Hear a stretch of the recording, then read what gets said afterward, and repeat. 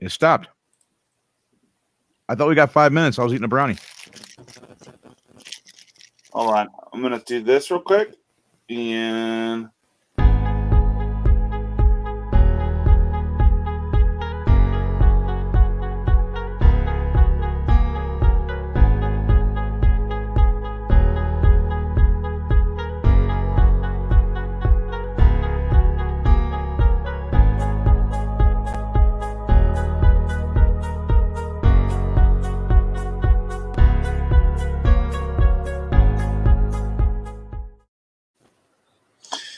And here we are. We are... Oh, no, it's still going. Hey, guys. MTG Round Table. Oh, no, it's still going. We're working out some bugs. Hey, guys. MTG Round Table. Here we go. We're working out some bugs. Hey, Charles. How's it going? David, what is going on? Yes. Working out some... I'm hearing a buzz. Peddler's hearing a buzz. Sword is not. So still working out some kinks, but hey, you know what it is. Yeah, so we got 5 minutes, guys. Go ahead and chill. And yeah. Cool. We're still waiting on some people to come in. You said Peddler's here? No. David Zisman and Charles. Who's Maggie, David? I don't know what you're talking about. Are these people in the chat or something? Yes, they're in the chat. Yeah. Okay. You can go over to YouTube, guys. Go ahead and go over there. I'm actually working on getting the link set up right now, guys. Eventually, we'll have this all worked out before we start, so be more professional, sort of. It looks like there's from where we're at, Russell, over to YouTube. It looks like there's probably about a 5 to 10 second delay. Yeah, about 15 seconds. We figured it out. Yeah. All right, cool. Yeah. So, okay. That clipping sound, though, that is wild, man. Yeah. Yeah, I have no clue what that is. Eventually, it should clear up. Yeah, it did. It's like that timer thing kept going, but in the background. It's weird. I may just kill my camera because it's freaking me out with this huge long delay. Sure. All right, no worries. Okay, I'm getting the link out to, if you guys want to go and get the link out to people, I'd appreciate it. And then we'll get started. I'm going to work on that. Hey, man, you can also work on your image while you ain't got the camera on. You click on the little white picture or whatever, you can edit the image. Unfortunately, it doesn't let me do that. And I have to pay for it, but I guess you guys don't have to. Audio. Oh, okay. You can cancel us out. You can be like, I'm the big dog here. Yeah, I know. All right. Let me, that's cool. Before it wasn't letting me do that. So I was like, oh, I guess that's not a feature. So I kind of forgot about it.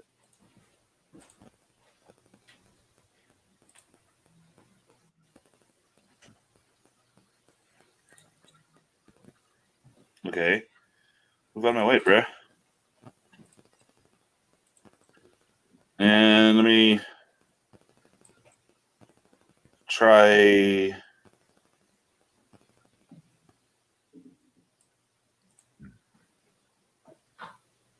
We still got 3 minutes, right? 2 minutes. There we go. Sweet. Yeah, I just got my logo up there too. Nice. A friend of mine just showed me a shirt that says Magic the Gathering cheaper than drugs. Or what was it? Drugs are cheaper? I think it says drugs are cheaper. Yeah, drugs are cheaper. Very true. Very true. All right. Give me a second. So we got 2 people in there right now. Dave and Charles, give me a minute. I'm going to go do something real quick. Uh-oh. Start with that. Yeah. Yeah, we're not live, right? Yes, we are. Yeah, we are live. Oh, okay. Mm. It sounded like he had to run to take a drink or something. What's going on here, Russ? Oh, yeah, no, I am. Can you Can you see the thing? Do what?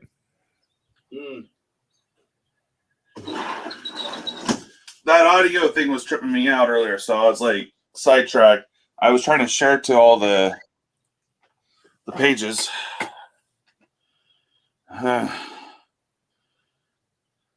Okay.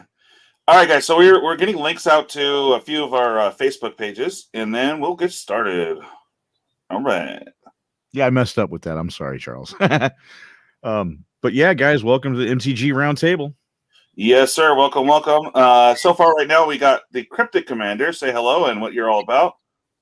Hey guys, I'm John Nosey, one of the hosts of the Cryptic Commander podcast. Where go ahead. Sorry. We cover pretty much a lot of things in Magic the Gathering. We cover a card of the week every week, and then we talk on top decks of the week, cards that have lost or gained value of the week. We talk about the news, and we have a beginner's corner where we touch base for beginners, and returning players. But nice. Yeah, find our podcast anywhere you get podcasts. And we got Swordman Josh. Tell us a little bit about yourself, bud. I am a fellow Rudy's Reject. That's how I got roped in here. I'm a long-term player of multiple formats in Magic, and I've started collecting for about the last 2 or 3 years now. Awesome. And, of course, I'm Mr. DJ Longhair, old school DJ from way back when. And I got into Magic around Excellent Block. So just this last year, based on the Rona, said, you know what, I've always wanted to do this, so here I am. I've been doing it. I cover a lot of different things on my channel, just a little bit of everything, really. And I'm pretty much the creative force behind a lot of the different projects with John and a few other people. We have a nice little group. We haven't decided on our name yet, but we're working on it. What, our clique? Yeah, I like my clique. I was going to change the name, but I got like 0 response on it. So I was like, okay, fine. If it ain't broke, don't fix it, right? Yeah, I know. I guess everyone wants to be called the Chaos Stream. I'm fine with that. All right. So just say hi to a couple people in here. Charles already said hi. David Zistman, hello. Eden, Gabi, and hello to you guys too. Awesome. Glad to have you guys. We got a few topics today. I am trying to streamline that process to make it a little bit better. And we're still trying to figure out what the digital noise is all about. So I'm not sure. Oh, you've been busy. Exam, huh, Dobby? Okay. All right. So let's start off with a topic from last week. Cryptic and I were kind of just by ourselves. I just want to get your take on it.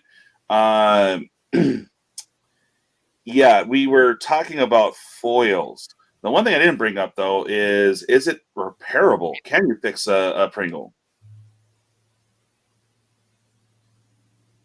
Cryptic? So a buddy of mine, PEDDLER, he wants to bring it up on the podcast. He's got a friend that has some kind of technique where it involves like water or something, like moisture, mist or something. He's just talking about dehydration chamber or rehydration chamber or something like that. But I don't know. Me personally, man, I just stay away from foils. I think I mentioned it last week. Yeah, I just stay away from foils, me personally. I don't know. I still like to bling out. What's your take, Sword? I have no problems with the old foils, or if both sides are foiled, but I haven't figured out anything to fix a foil. I get them to lay flat a little bit more, but it takes a inner sleeve, an outer sleeve, a hard sleeve, and about 15 pounds of weight to even get them to start to lay flat. And I haven't pulled them out of cases since I tried that. So I'm not a fan of the current foiling technique. I'm actually kind of curious how the foils will turn out in Timespiral Remastered. With Gavin's video, it looked like they went back to maybe the older foiling technique. So I'm curious if those foils will actually lay flat. Well, the etching foils, weren't those okay? Yes, the etched foils, I have not had any problems with any of my etched foils. Well, if they go to that technique, I don't see a problem with that then.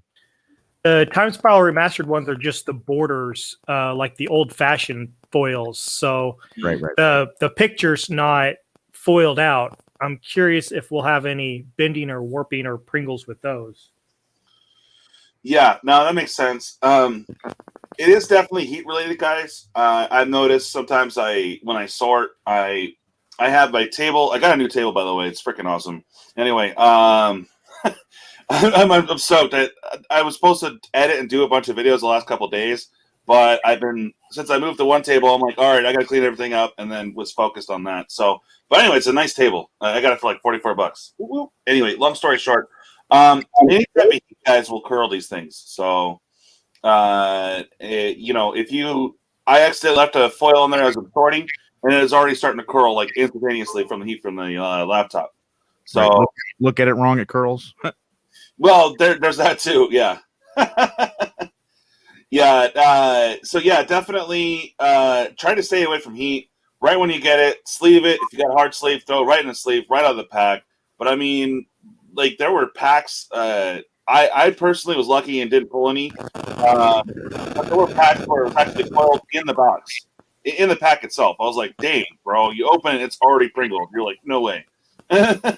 Yeah, my biggest problem as a player, though, is you can hard sleeve them if you want to keep them for financial value. So you open a foiled jeweled Lotus, that's one thing. But if you want to play with the cards, it creates an entirely different problem because I'm not going to play with a deck that's completely hard sleeved.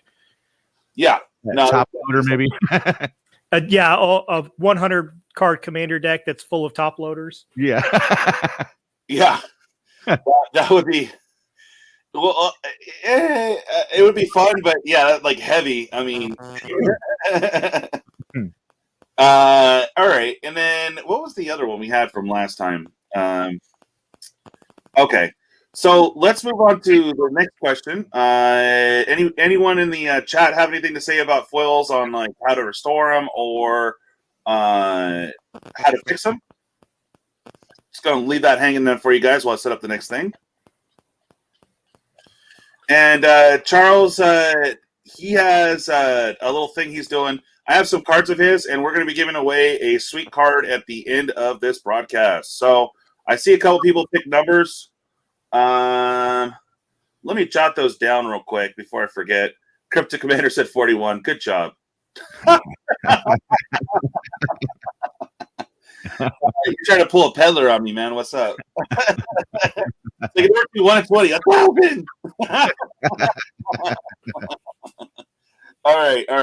Let me make a note on that real quick. So the question to the chat again is: do you know of a way of restoring foils to where they're playable? That's the main question. Give me 1 second here. I'm going to make a quick note, and yeah. So the next topic. So once I clear this out here, what are you doing? Oh my God! Stop freaking out. Okay. Sorry, I'm not technically savvy most times. What was I doing? Okay. All right. So we just got some info. At least I did as I'm subscribed to Rudy, and I think Sword got the same information. Is Modern Horizons. We already got some pricing information, and I am not stoked. Because guess what? It's going to have... Oh. Looks like I lost my video there. Okay. Anyway, so the pricing on it's going to be ridiculous. We're going to have... okay. I got to fix that screen, but anyway. There we go. Oh, weird. Okay. I'm sorry. Just figuring out some funky things with the notepad. All right. I brought up notepad, so I freaked out. That's what happened. All right. Weird. Yes. Thank you. So we got pricing. There's going to be a collector's for Modern Horizon 2, and there's also going to be a set booster. And of course, the regular Modern Horizon 2 box. Now, it's already a French product, so you know that's going to be at least $2 for the draft box, between $150 and then $200. The set, I'm guessing, is going to be about $200 to $250, with our very first, right out the bat, collector's edition starting at $300. But we're probably looking at a market price of $400 to $500 a collector's box. What do you guys think? I think that WotC may have reached their limit of no MSRP theoretical game they've been playing. And these prices just can't continue to go up like this. I understand that the market's currently eating the boxes up, but we're also in a weird situation. I just don't see it continuing down this path. People are eventually going to rebel against these prices. I would have thought that they would have rebelled with the VIP $100 boxes, but I just can't see anybody except for hardcore collectors buying a collector's box at $500 to $600. I don't know. I you kind of touched on something there that I agree with, but look, I mean, I look at it this way.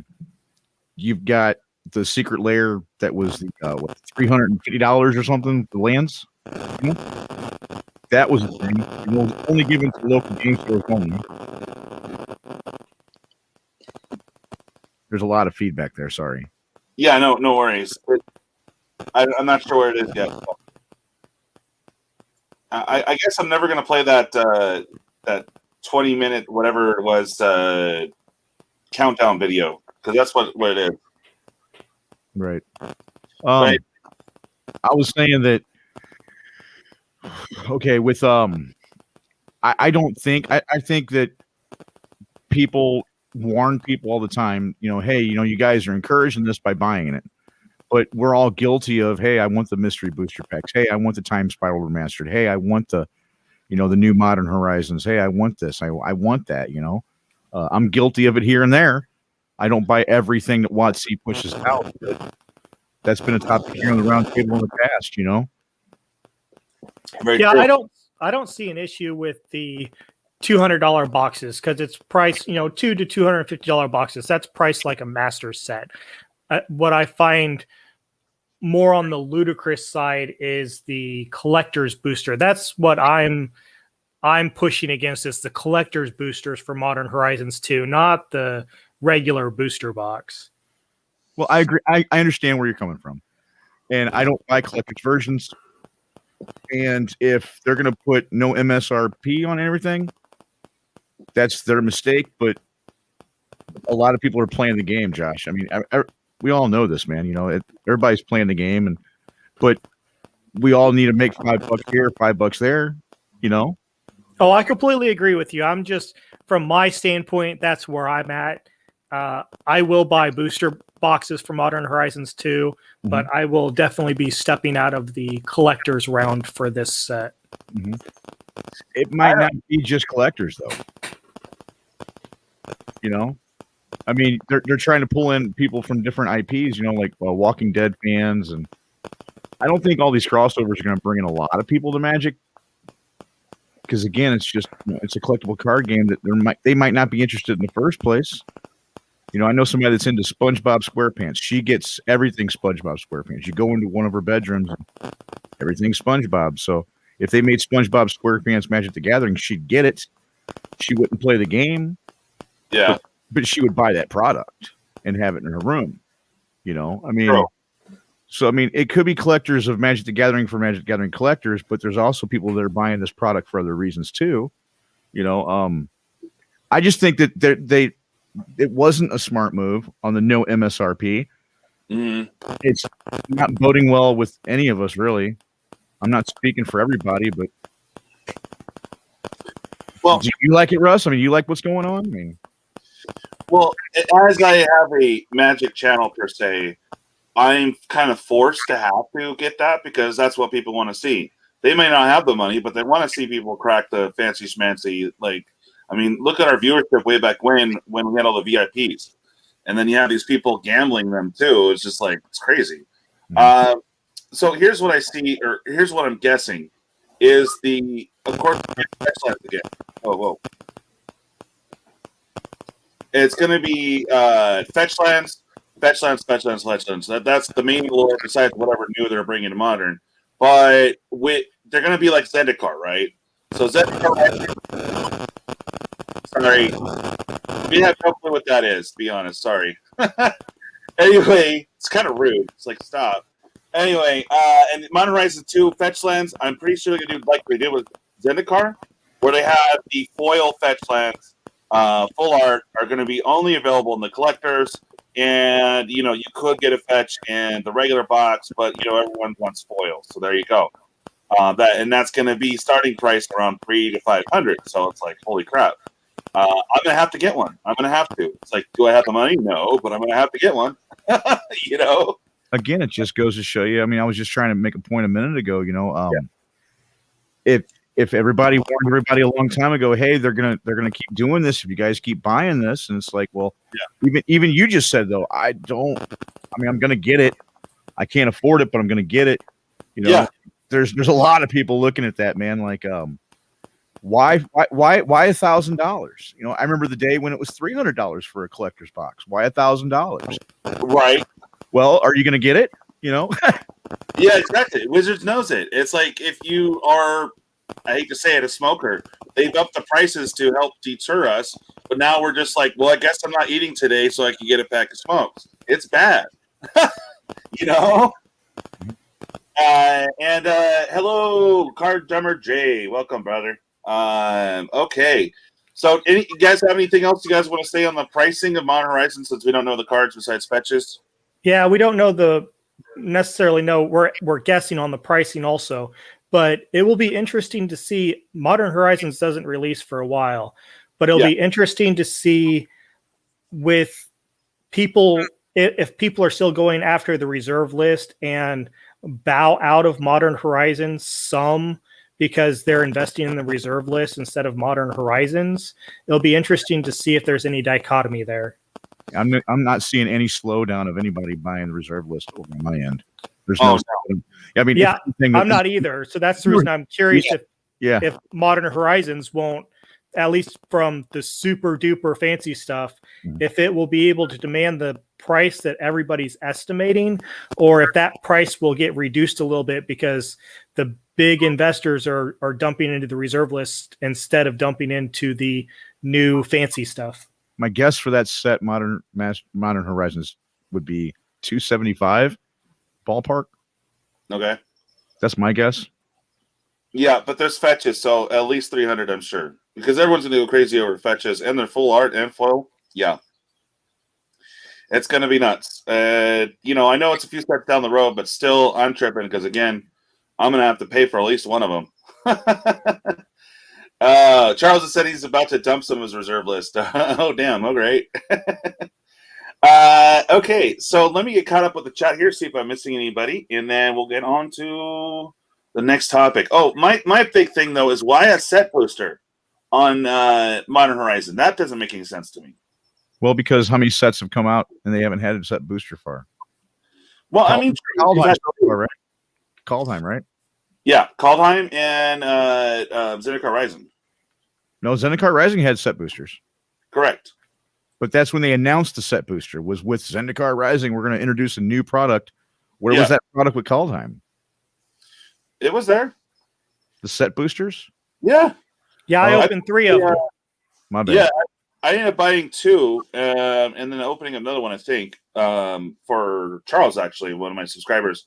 I actually pulled a Cavern of Souls, so I'm not complaining on the first one. The second one I had was meh. Are they still $80? Are they still $80? No. I got mine for around, I think, $100. Yeah.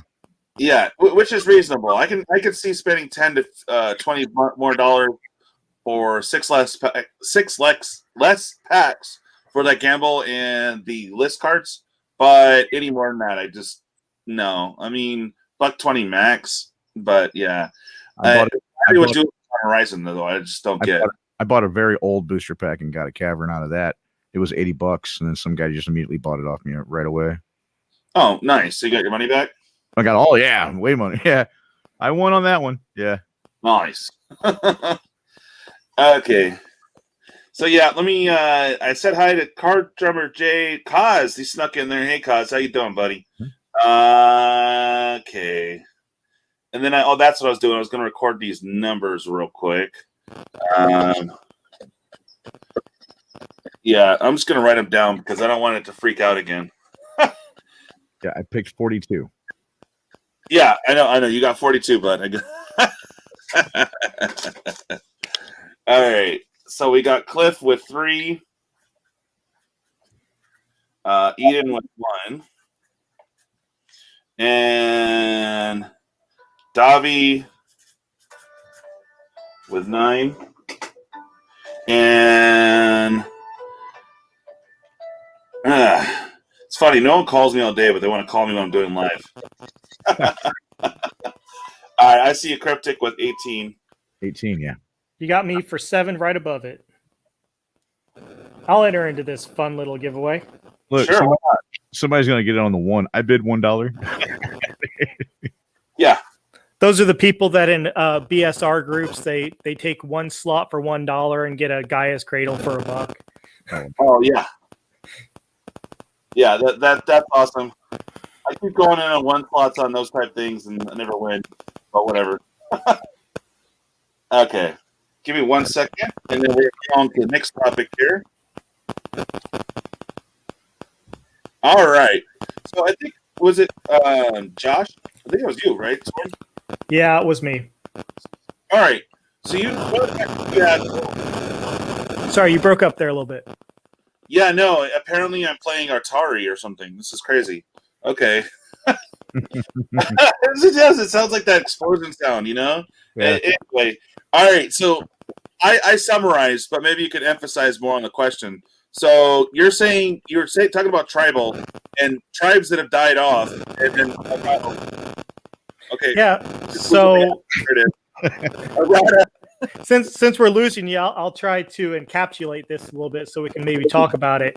So there's been a lot of erratas of tribes, and they've killed off some tribes through erratas. And the question that I had permeating in my brain was, going forward, since they seem to be homogenizing amongst certain tribes, whether that's going to limit the design space that the design team has at WotC to be able to create cards, or whether they will continue to try to push things and create new tribes that have never existed, and then try to create support for those tribes.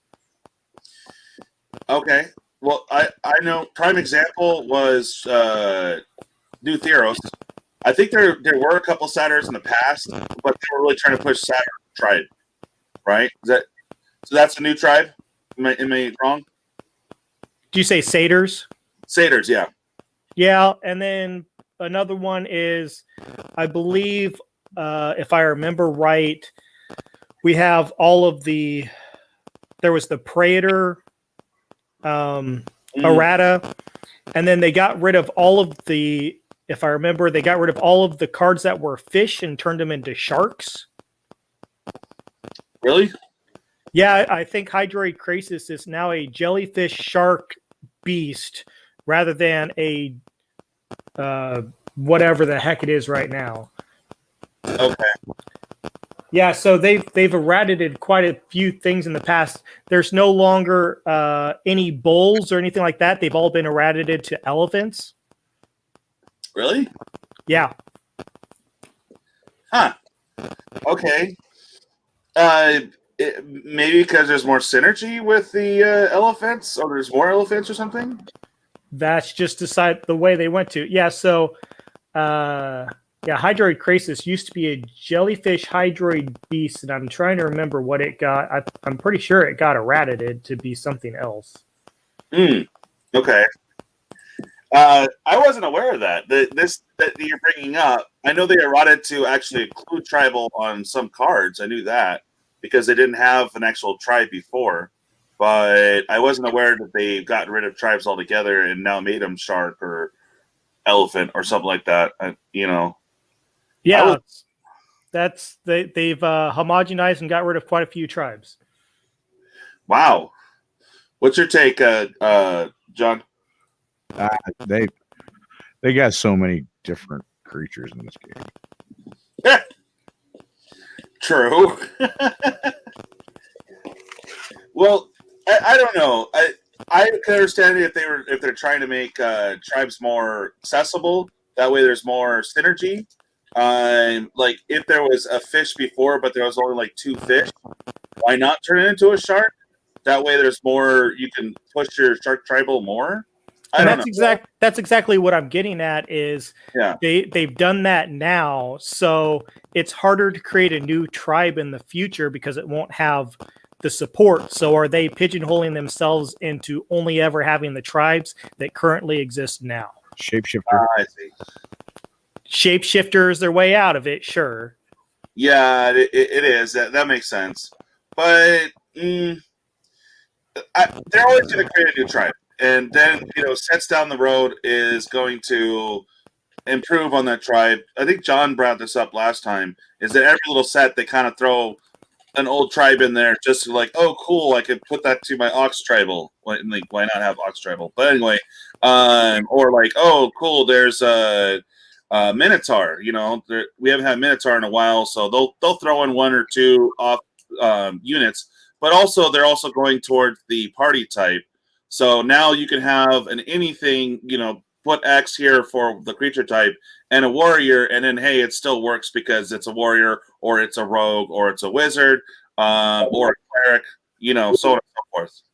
So that will help get around that too, Oh, excuse me. It wasn't Hydroid Krasis. I was thinking it was Battering Krasis. It was originally a fish beast, and it was errated to be a shark beast. Oh, okay. And like Giant Shark, all the way back from the dark, was originally a fish, and now it's a shark. Wow. So, and our good old Sharkdo Crab, which is a more recent one, used to be a fish octopus crab, and now it's a shark octopus crab. So that's just where they got rid of all of the fish in all of Magic history and changed them all to sharks. Wow. Is that an upgrade, though, is the question. What was Muldrifter? I don't know. I'd have to look it up. Well, let's see. I'm going to go over to... All right. Boom. Muldrifter is an elemental, John. Okay. It's a good card. Oh, I like it. Timespiral Remastered. Hey, spell it. Muldrifter is MRDJLON. Nice one. All right, go. Try again. MULLDRIFTER. Yeah, it's an elemental. Yeah. Yep. Good card. That is one of Richard Garfield's favorite cards, actually. Oh, is it? Okay. Good. I see a bunch of them here.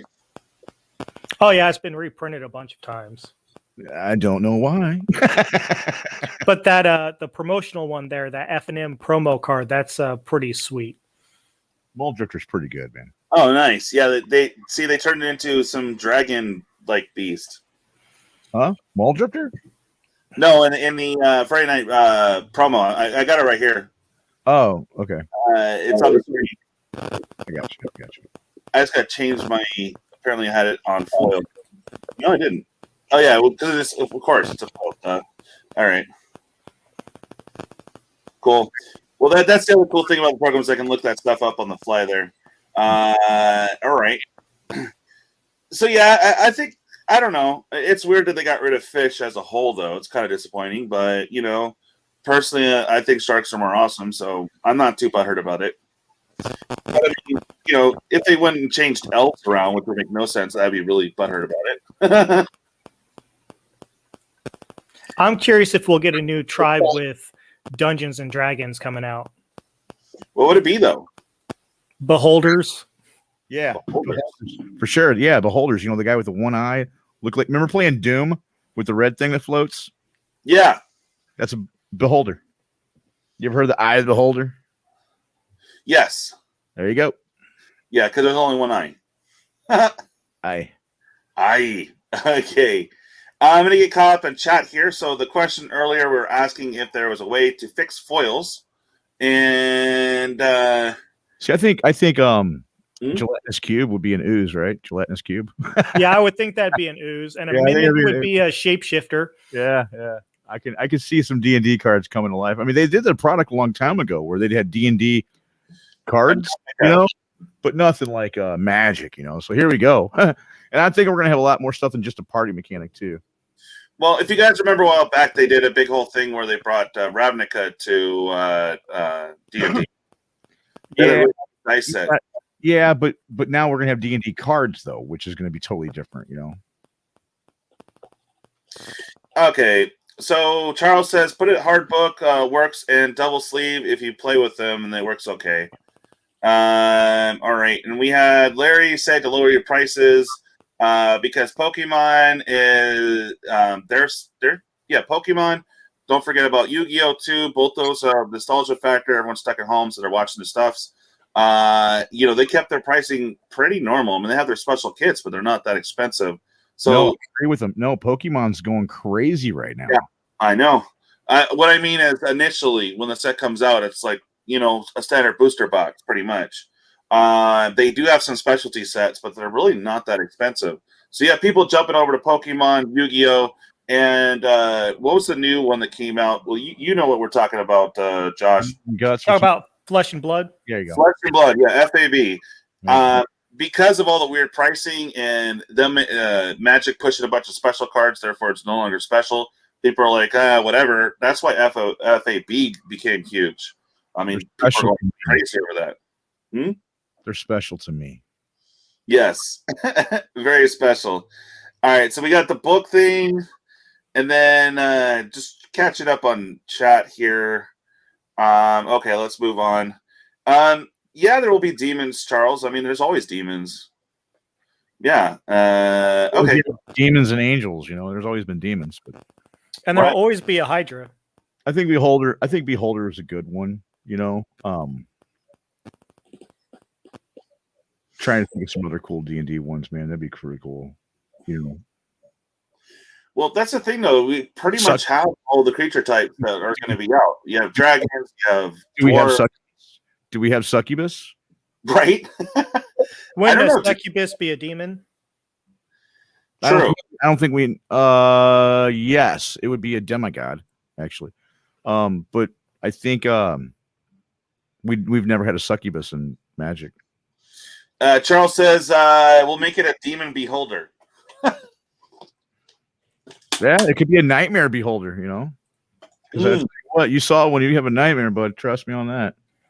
Or a horror? No. What about Gith Yankee? Gith Yankee, man. I don't think we had Gith Yankee in Magic. Yep.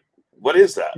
A Gith Yankee's like it's a high level, 80 level wizard. It's undead, and then it has armies that it controls, and each army has like hundreds, if not thousands, of little guys or 8th level in there. So it's a Gith Yankee. There you. What do you think, Josh? Did I get it? Gith Yankee? Yeah, I think that'll work well. Yeah. I think it's called a zombie wizard, though. No. Look up Gith Yankee, dude, and I'll tell you what, the artwork's pretty cool. I mean, it had, I forget what it was on. Deities and Demigods was the book, I think it was. I don't know. It's been a minute. I switched over to Pathfinder, which has a lot of synergies with D&D, but I haven't played D&D since 3.5 back in my high school days, and oh wow, that's been a minute. I'm a Pathfinder player just because it's all open source and easy to deal with. I'll show my colors here. All right. What was the? How do you spell that, John? Gith Yankee. Gith Yankee. Yeah. Hold on. I would just do GITHYANKEE and see what comes up. Here, let me go to my Google and find out what's going on here. Hold on. I'll go to my Google. Got it. You got it? It should look like an undead skeleton with gold armors and a crown or something. Yep. Yeah, it looks like a gobbo, actually. Yeah, so basically it was an undead high-level magic user, and it would command armies. So if you looked up the Deities and Demigods book, so that's a new picture. What I'm looking at right there, that's a newer picture. Mm-hmm. Yeah, it looks like a goblin that bred with an elf. There you go, right there. That looks like a Gith Yankee right there. That picture right there. That looks like a Gith Yankee. Yeah. All gold armor and stuff, man, with a wicked sword. Yeah, it's a Gith Yankee. Like I said, a very high level magic user, and they command armies. It's just there's no way you're gonna die if you ever see one. It's horrible. I don't know the way the face is and everything. I'm thinking it would be a goblin, zombie, wizard. It should have a description there. Shouldn't it have a description? No, I was talking about the tribal names for magic because they can simply move it over. Right. Well, I mean, it's an undead cleric, so There you go. probably So I'm nightmare. on fandom or the. It'd be another nightmare. It's a nightmare cleric, you know. There you go. Maybe they'll just reprint Nightmare so that way all of our D&D fun characters have something to ride. True. Good old-fashioned Nightmare from ABU times. We can have a party. Hell yeah. Oh, I was looking at this weird one. It looks like it. Oh no, that's a head. That's awesome. Did you get stuck on Gith Yankee? I did. I'm not really reading. I'm just looking at the pictures, to be honest. Looks gnarly though. Oh, there he is, hacking some squid, dude. Nice. And he's controlling a dragon there. Mm-hmm. All right. All right. Sorry, got sidetracked. That was one of the game I grew up with, man. My mom and dad. You know, I wake up and I was in diapers, and I see milk crates with books and paperwork and dice and pencils and top beards. You know, that's what I grew up with. Hello, DXJ. Hello. So of course I'm gonna know what a Gith Yankee is. You know. Well, you have to. I mean, geez. I didn't know. Not really. I mean, it's just trivial stuff, man. You know. It is. It is. All right. So we got another one here. That's a good one. That was actually asked from, I think, from Cliff. Actually, I didn't do it. And let me get out of this because I actually have the questions there. Okay, that's cool. Bye. All right. Bye-bye. I did a little like hack and slash here. So this is Cliff. He just got into the game. I think he's a fellow subscriber to you as well, Cryptic. Uh-huh. So he says, I would like to know if people have advice for collecting cards and deck building. It's easy to go grab a net deck and order singles, but how do each of you experiment with new cards before buying singles, or are you just pulling from your vast collection of stuff?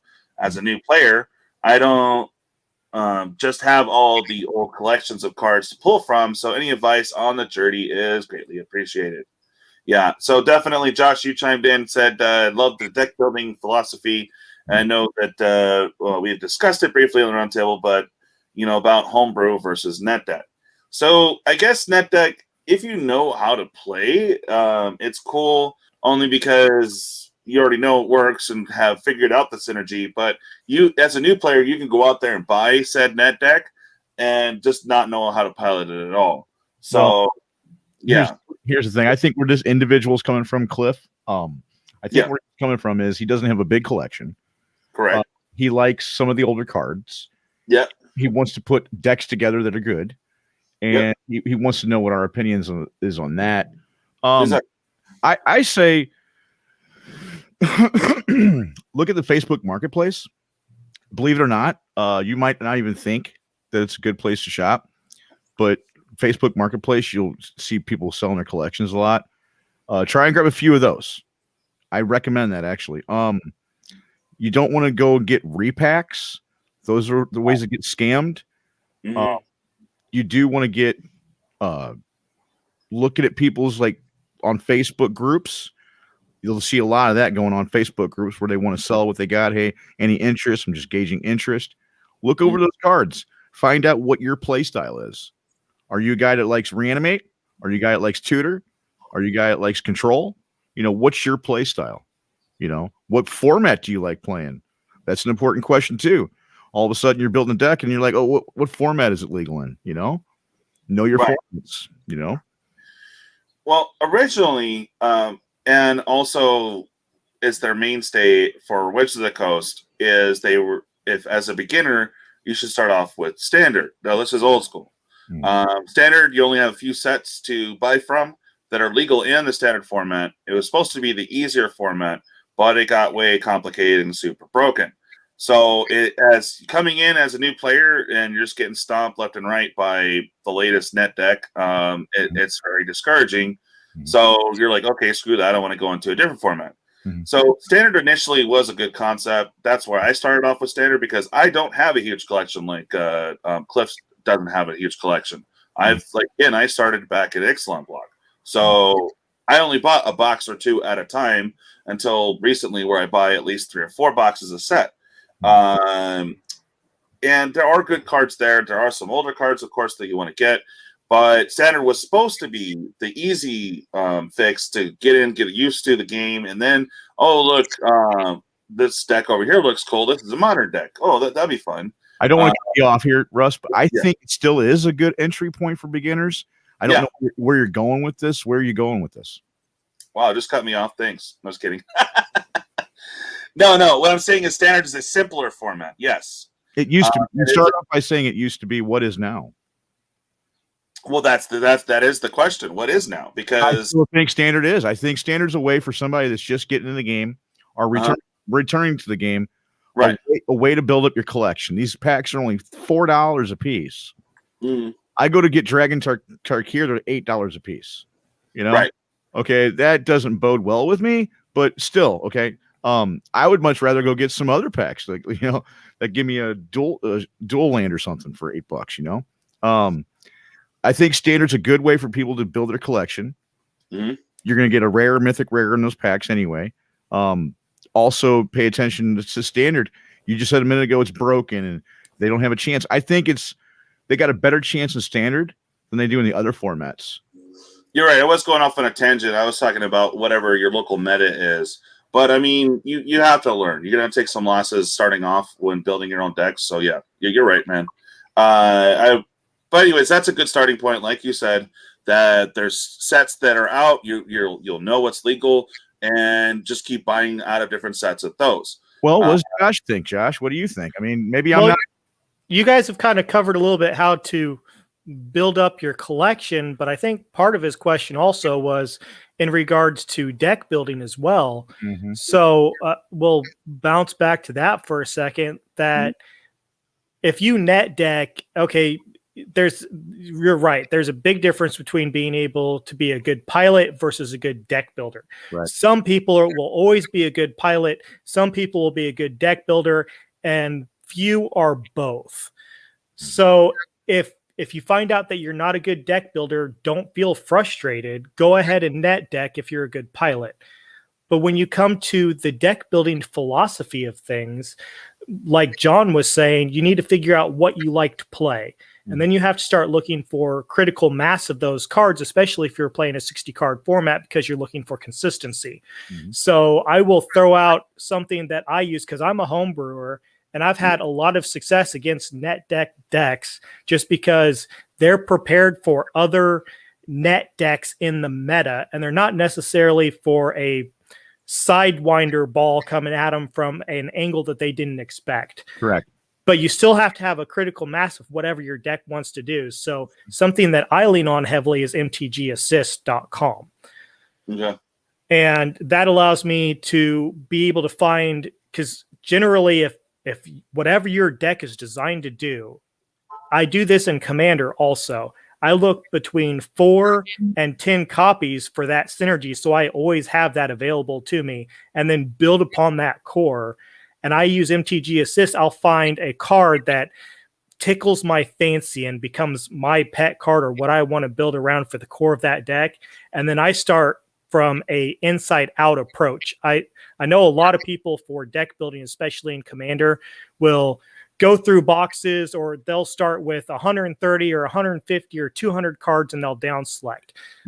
From a deck building philosophy, I do the complete opposite.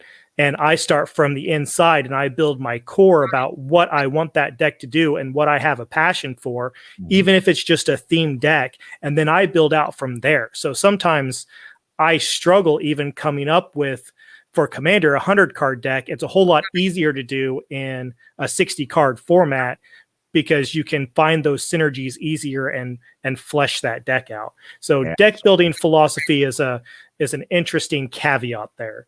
Interesting. I mean, I agree with you. But how before, it's weird. I'm sorry. It's weird how he said that, you're either a good deck builder or a good pilot, yeah, or both, and few and far in between. I think that there's a lot of people that know how to pilot the decks. I think very few far in between people know how to build the decks. That's where I'm at with it. Because sorry. Go ahead. Okay. So starting off, there was a couple good things, like Charles says. They put it out usually. I forget where the quarters are, because the beginning of the year is like fourth quarter, I guess. They always do challenger decks. These are the ones that were kind of up in the meta. They're not as good, so you do definitely have to go out and find better cards for said deck. Mhm. But they are a great starting point, because they have a theme already. They have synergy already built into the deck, so you can kind of mess with, oh, you know what, this would be work way better in this challenger deck than what was included. Long as I add this card, so you can plug and play a little bit more with the challenger decks starting off. Also, Commander precons are pretty good too. The EDH decks, like everyone's going crazy right now over elves. I'm still working on my elf deck. It's super fun, and they already have the built-in synergy. So the other thing I wanted to mention before too, Crypto, you kind of touched base on it, the style of play. So are you a control player? Like, are you a blue player? Pretty much says no. So someone plays a card, you want to counter it constantly. Stop the big key pieces from combos, right? There's combo players where you're going to make combos on top of combos and top of combos, and to help you win. There's also the other strategy, which I'm not a big fan of, which is mill. Mills, basically, you're trying to make your opponent lose all their cards. So if they can't draw a card, they lose the game instantaneously. So that's three of them. Am I missing one? Oh, yeah, mid-range, right? And then aggro, right? I think I got the 5 types. Am I right? Yeah. And control. He already said control, but there's other types of winning too, man. There's other types of decks. There's one right there in the whole list that you didn't mention. I can't touch base on it right now. I can't remember off the top of my head, but there's so many ways to win this game. Mm-hmm. And if you're going with that's what's in meta though.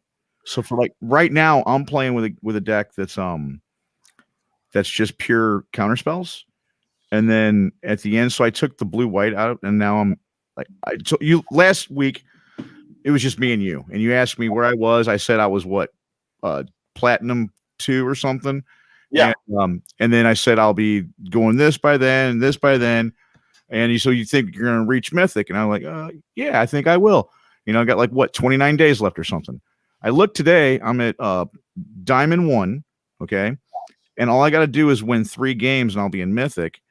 But what I'm using right now is just a blue control deck. It's counterspell after counterspell after counterspell after counterspell.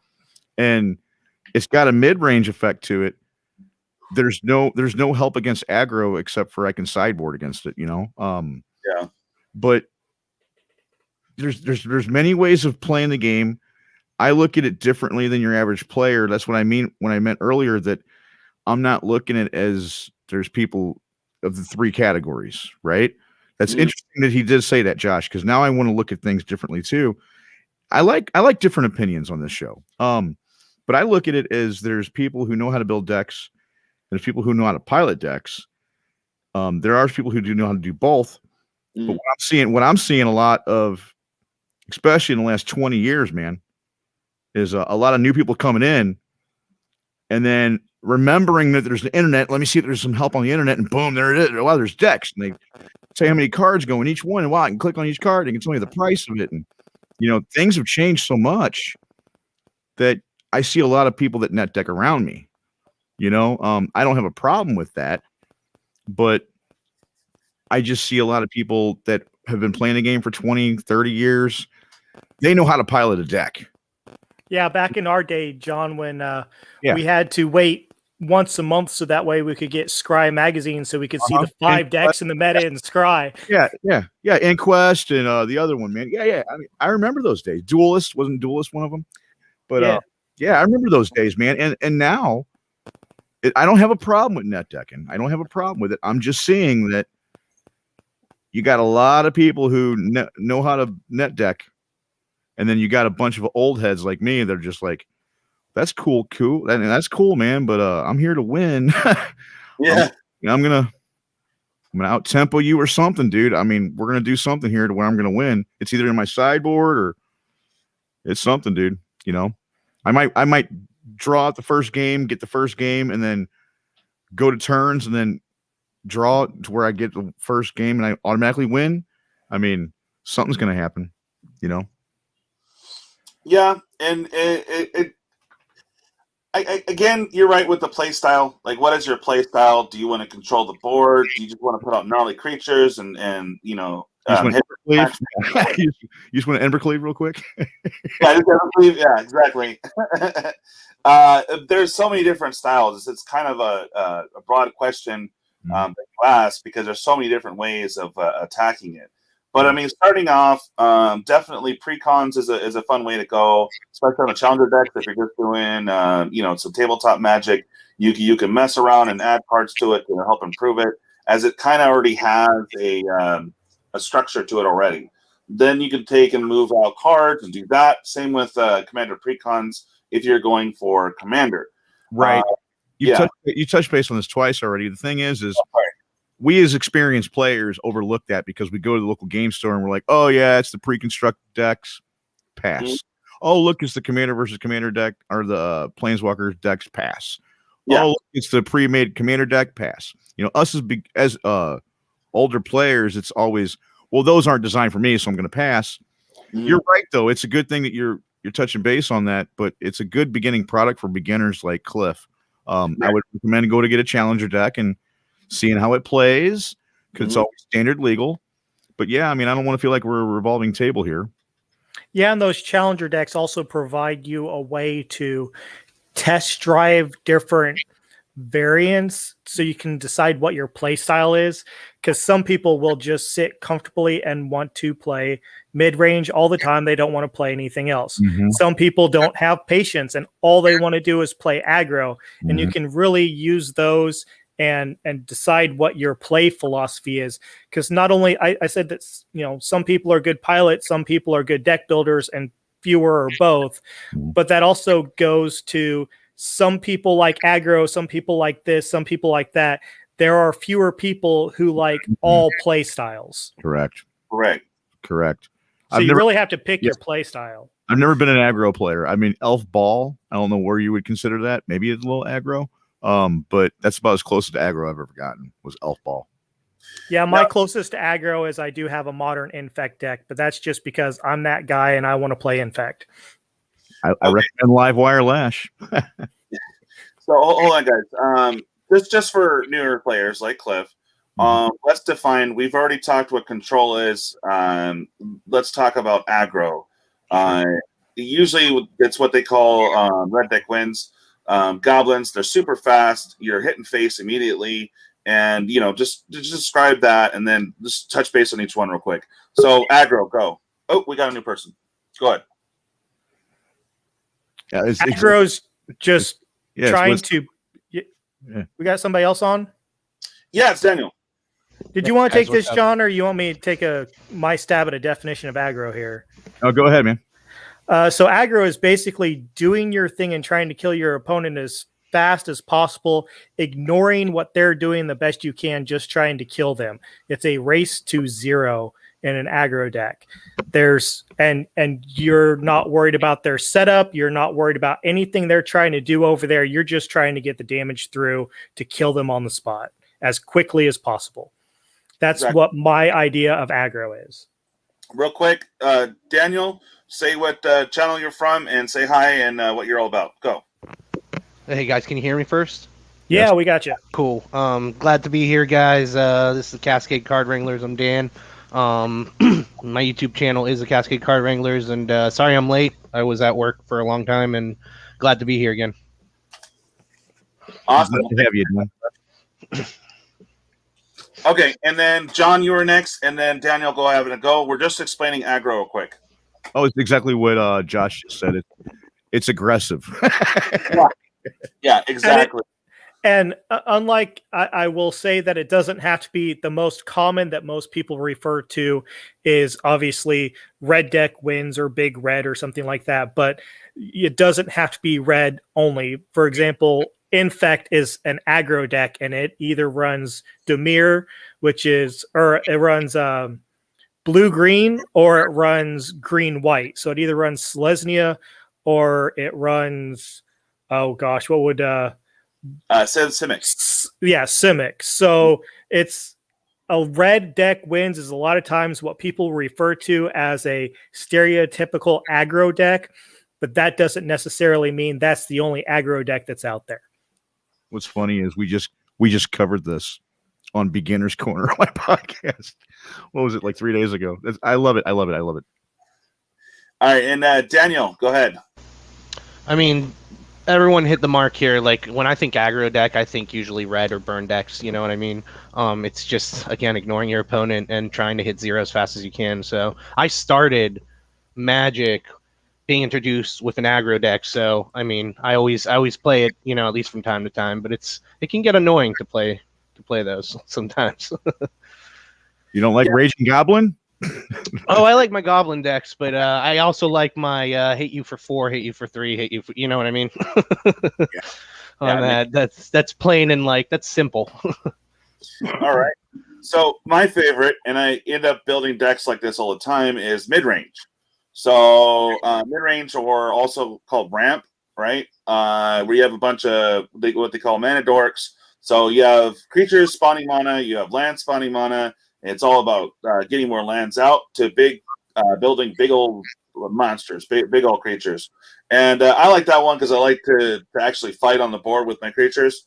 So what is your definition? Let's start off with you, Daniel, for mid-range. I mean, I think mana dorks, like you said. I think elves, you know, like it's always elves for me, and get that extra land out there and get that Craterhoof Behemoth or whatever you want out there, you know what I mean? So Yeah. It's a fun game to play. It plays a little, I mean, it still plays pretty fast, but you can get dragged out if you're not efficient, or if you get, you know, mana screwed or something like that in the beginning. So all right. And Cryptic. Don't play mid-range. Nice. Yeah. Just don't. Wow. All right. I see how it is. Well, you're a control player, so whatever. What about you, Sword, Josh? Oh, I have a little bit of a different mentality on mid-range. Yeah, I agree. You're playing the early ramp and such, but once you get that ramp out, when I think of mid-range, I think of more of once you get in that 4 to 6 mana range, it's a little bit more of an attrition game because you're willing to trade off a little bit because you have a better board state for the long run because you have access to more mana, and generally the person who uses the most mana in a game wins that game. But I think in mid-range there's a little bit of an attrition based game that goes there with it. Right. All right, and then I don't have much to say on it because I hate it. What about Mill? Oh, Nick, you're talking my language there, Mill. Love Mill. Oh yeah. Who here's got a problem with Mill? Well, obviously I do, but go on. I love Mill, man. I was playing with Mill just a couple decks ago to get where I'm at on Arena. I think that a lot of people hate it like you, Russ. You know, I like it personally. I don't look at it as, okay, those are dead cards that you can't use anymore, because you got the recursion things like I'm dead here in the brain. Rakdos decks have the recursion stuff, you know. Zombie decks can come back. So Mill helps those kind of decks. There's a lot of ways to stop Mill. It's never really been a competitive deck. I've taken a lot of Mill decks to competitive events, and it's always been a blast because I'm different.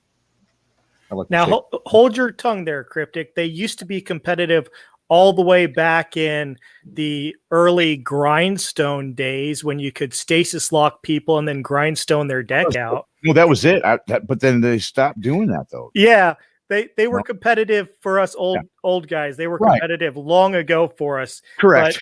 But in the modern day, Yeah, they're not. They're Closest we got was Painter Serpent with Grindstone. Is the closest we got. Okay, and it's always been a thing. Wizards trying to kill it, just like land destruction's a thing. Wizards trying to kill it. But Russ, how you hate it, and my mom taught me hate's a strong word. I know for a fact there's a lot of people who agree with you, man. Okay. Yeah. And they wish blue would just get taken out of the game because counterspell's too broken, you know, and it's like, well, murder's okay, but counterspell's not, huh? Yeah. I don't know. Controls. Yeah, you're right. On the control aspect, there's also, that's a nice creature. It did. Right. I control that way, but at least you get to play the card, you know. Right.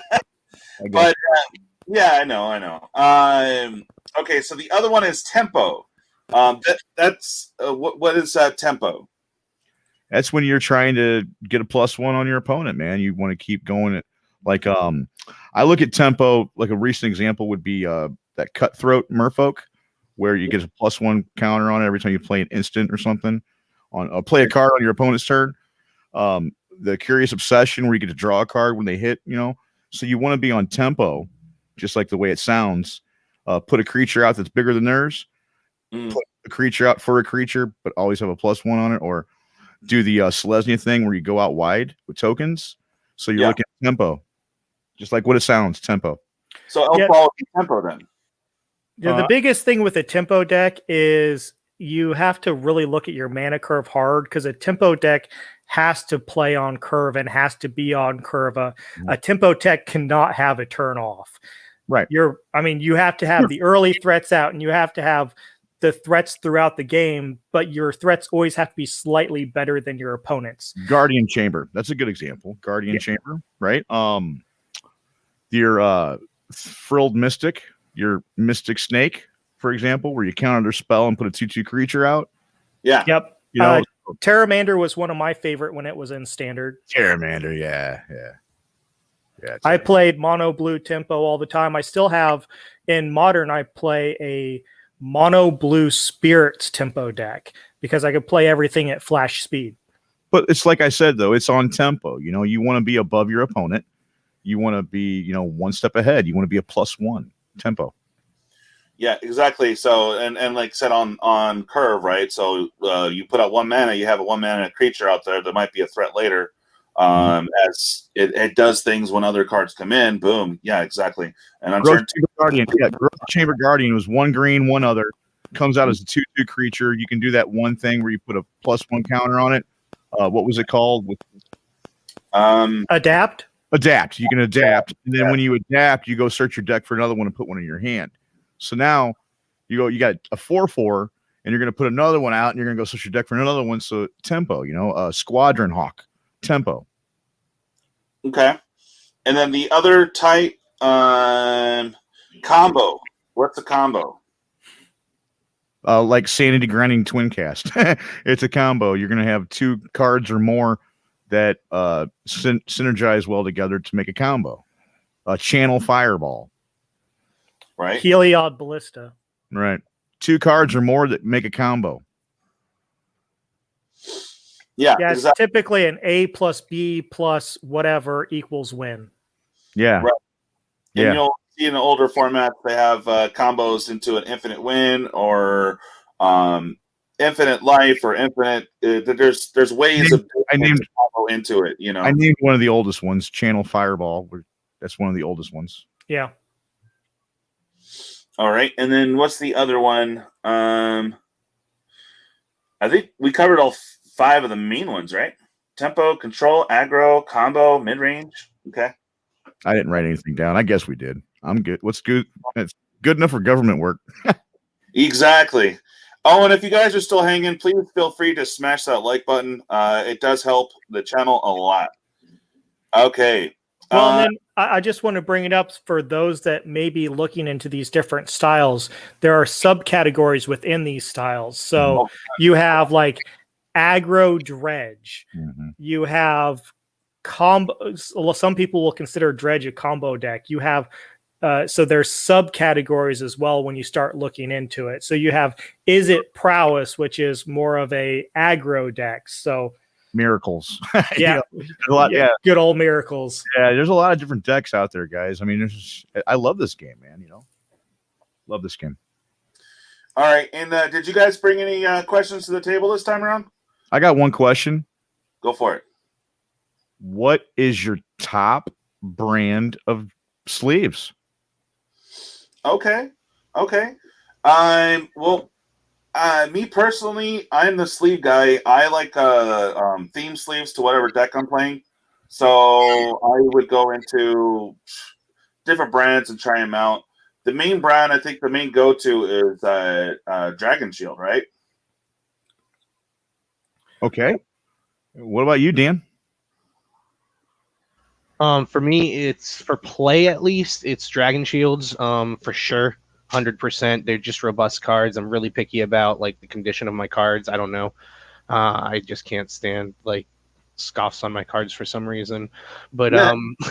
but Dragon Shields for that. For from a seller perspective and someone who has an online store, I sell direct to an TCG player.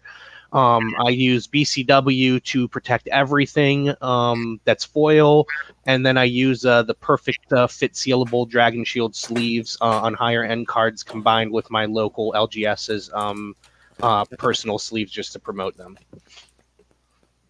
Yeah, Josh. Yeah, and I'm with everybody else. For play, I use Dragon Shields. I also use Dragon Shield inners personally. I use Dragon Shield a while back had issues with transparency on their backs, so I actually use Dragon Shield 360s with the smoke backs personally, and I double sleeve. And then the only thing I don't use Dragon Shields for, or for my hard cases, my top loaders, I use Ultra Pros. Wow. Okay. So, yeah. My sleeve of choice would be Dragon Shield Matte 2.0. There's two different mats. There's the 1.0 and the 2.0. If you look on Dragon Shield, because I guess we're all agreeing it's Dragon Shield, right? There's a square bottom where it says matte, and if you got the triangle pointing down, that's matte 2.0. I like the matte 2.0 Dragon Shields, but double sleeve, I like the KMC perfect fits, and then Dragon Shield on the second layer. Me personally, I like to go thematic, like I said. So I will be using some Ultra Pros that have a related character or theme to the deck I'm playing. And I do this when I play other games too. I'll have something related to the theme of what I'm playing and the deck box and all that, all matching. I know I'm a weird, but one thing I do want to say too is, and Josh might know what I'm talking about. A lot of the old heads will understand too. There used to be a time where the pictures weren't allowed in tournaments because it could be clipped on the Angel Wing this way. It's a marked card now, So we deterred away from anything that had a picture on it. I like them. They break easy in my hands. Go check out the professor's videos, I guess. Yeah. So that's going to mention too is that there was these really nice ones they put out. They were charged like almost $12. Katana? Oh God. No. Are they Katana? No. Katana is expensive, yeah. Katanas are expensive. They're the new ones I'm hearing about. Katana. Oh, you tried Katana out yet? There's a slick kid on the block. Yeah, I haven't tried them out yet. You guys tried them out yet? No, I just see him on the shelf on my LGS. Same here. I pass them up. I'm good with the Dragon Shields. I just a heads up, the Dragon Shields for me also for the art as well. Like I love the art specifically on what the Dragon Shields have. I stay away from the art just because of what I said, though. Josh, what do you think? I use the art in my commander decks because it's casual. I use no art on all of my modern, Pioneer, Standard, and Legacy decks. I don't touch anything with art in any 60 card format. Is it the same reason why I said? Yeah. Yeah. Isn't that weird, bro? And that's also the reason that I use the 360 smokes, because it makes just another layer where your ability to, like I said, because some of the early Dragon Shields and even some of the Ultra Pros and some of those, you have the possibility of being able to slightly see the back of the card through that color. Yeah. Right. So it creates the possibility of, if you have one really rough shaped card that's in your deck, being able it to be marked card. So with a 360 smoke, or just a smoked enter in general, that reduces that, so that way you can never be claimed that you're cheating. Isn't it weird, Russ, how we're both, what we're saying is we can speak for a lot of the older players, man, when we say that it's still drilled into us to stay away from the artwork cards. If it's not casual, stay away from the artwork cards. Oh, hold on. Sorry, game coming in again. Yeah, I know you got your city blew up or something. Yeah, it's something. Hopefully that'll be resolved next session, guys. Sorry. But yeah, the art ones. What I noticed too, if you guys remember, I think it was a few years back, they made the really fancy old school art from Ultra. Do you remember seeing those? Yeah, I have some of them actually. Yeah, and those were expensive. And then as I was playing with them, the backs were coming off. So I was like, well, this is a weak experience. Spent $12 and it's already peeling. And so it's like, oh, bruh. Dragon Shield. You said Ultra Pro, though. I mean, I knew where you're going once you said Ultra Pro, bud. Yeah. They have improved, though. Like the ones they put out for the Commander decks and the sets, those are actually pretty decent. I had some heavy play, they're still holding up. What? Stronger glue. Yeah. But you can't see the back of the card. It's not see-through. And, they have the art of your commander or art of something, of the newer set. Those actually, I've been playing with those lately, and they're not bad. And the edges still split? Not yet, no. Well, and then when you were talking, John, about tournament play, I don't know if this got drilled into you or not either, but you go with the most generic color that you can get that will not give any information at all to your opponent. Because if you show up to a table and your whole deck is blue, they're automatically going to make some assumptions about you. Yep. Everything was always black, man. Everybody did black dragon shields. Yep. Okay. And they started out glossy. There was no picking what color you wanted. It was all glossy black.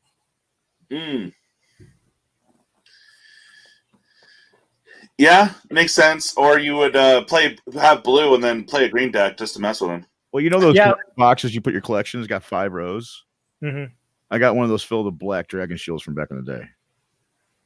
Yeah, Charles in your chat, he's right. At one point in time, I think he's saying, yep, they were banned. I think he's referring to dragon shields were banned for tournament play for a while because they were partially see-through. Yeah. Okay.